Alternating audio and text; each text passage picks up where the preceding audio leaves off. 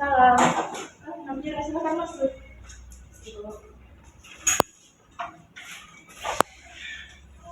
Baik. Kalau Ibu tidak salah, ini Nabila dari kelas 10 IPA ya? Iya, Nabila. Baik. Kabar Nabila? Alhamdulillah baik, Bu. Alhamdulillah kalau gitu. Nah, sebelum Nabila masuk ke ruang BK ini, tadi di kelas belajar apa? Tadi di kelas belajar bahasa Indonesia. Belajar bahasa Indonesia ya? Iya. Nabila suka bahasa Indonesia?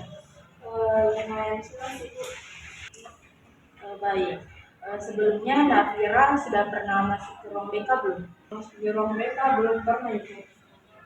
Nah, kalau Ibu boleh tahu, kira-kira apa yang membuat Nafira datang ke ruang BK ini menemui? Jadi saya memberanikan diri datang ke sini dulu karena saya ingin menceritakan masalah saya karena saya sudah tidak tahu cerita kemana lagi. Tapi saya juga agak takut Bu, karena saya takut apa yang saya ceritakan akan ibu sebagai masalah. Jadi Nafira ini ragu ya untuk menceritakan masalahnya kepada ibu karena takut disebarluaskan. Iya, gitu.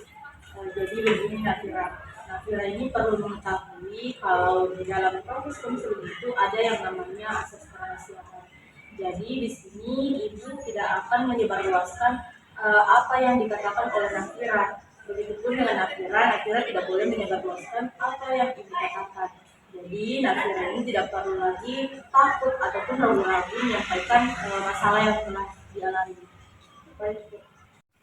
Baik, jadi sebelum kita membahas mengenai masalah Nafira, alangkah baiknya kita membuat kesepakatan waktu dalam proses konseling ini.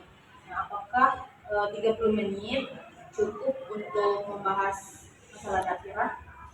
30 menit saya rasa cukup. Baik. Kemudian untuk posisi duduknya, apakah sudah nyaman atau mau di samping kanan Ibu? Saya rasa sudah nyaman seperti ini. Baik, apakah Nafira sudah siap untuk menceritakan masalahnya? Siap, Bu. Ya, baik. Jadi silakan Nafira ceritakan kira-kira apa masalah yang telah dialami. Jadi belakangan ini itu Bu, saya merasa sedih karena saya merasa iri dengan teman-teman saya nih. Kenapa? Kira-kira hal apa yang membuat Nafira merasa iri dengan teman-teman? Jadi saya merasa iri dengan teman-teman saya itu karena teman-teman saya itu punya keahlian yang saya tidak punya, Bu. Mereka itu ada yang bisa menggambar, ada yang bisa menyanyi, ada yang jago sekali matematika, Bu. Sedangkan saya tidak punya kemampuan seperti mereka, Bu. Jadi Nafira ini merasa sedih karena tidak memiliki kemampuan sama seperti teman-temannya. Ya, Bu, seperti itu. Saya sudah berusaha, Bu, untuk memiliki kemampuan seperti mereka. Jadi Nafira ini sudah berusaha agar seperti mereka, tetapi tetap saya tidak bisa karena Nafira sudah menyerah duluan sebelum berhasil. Ya, seperti itu sampai saya sudah merasa frustasi karena saya tidak memiliki kemampuan apapun. Jadi Nafira ini sampai-sampai stres ya karena telah mencoba beberapa hal, tetapi menurut Nafira itu tidak berhasil. Iya, Bu. Saya juga ingin seperti mereka, Bu. Saya rasa saya butuh motivasi karena kalau begini-gini saja saya tidak akan memiliki kemampuan apapun. Baik, Ibu mengerti perasaan. Jadi berdasarkan cerita ini, kamu merasa sedih karena kamu tidak memiliki kemampuan sama seperti teman-temanmu. Dan kemudian kamu juga merasa frustasi karena kamu sudah mencoba beberapa hal, tetapi tetap saja tidak seperti teman-temanmu karena kamu berhenti mencoba sebelum bisa. Dan kamu itu takut nantinya tidak jadi apa-apa karena tidak memiliki kemampuan sama seperti teman-temanmu, dan kamu juga tidak tahu bagaimana cara agar bisa mengembangkan kemampuan-kemampuan yang hidup. Iya. Nah, sekarang coba pikirkan hal apa yang kamu sukai. Saya menyukai hal-hal yang berbau sastra seperti menulis, membaca novel, ataupun menulis buku. Nah, karena Nafira sudah mengetahui apa yang Nafira sukai. Nah, kira-kira bagaimana rencana Nafira untuk mengembangkan apa yang Nafira sukai? Saya akan mencoba untuk menulis novel buku dan puisi di aplikasi. Baik, jadi Nafira ini sudah menemukan solusi yang menurut Ibu sudah tepat. Dan apakah Nafira ingin melakukannya dengan sungguh-sungguh? Saya ingin melakukannya dengan sungguh-sungguh. Baik, jadi Ibu ini sangat yakin dengan Nafira kalau Nafira ini siswa yang berprestasi di sekolah ini. Jadi Nafira hanya perlu percaya diri dalam mengembangkan prestasinya. Karena menurut Ibu, Nafira ini tahu apa yang terbaik untuk Nafira. Baik Bu, saya akan bersungguh-sungguh dalam membuat tulisan dan akan menciptakan tulisan yang bagus.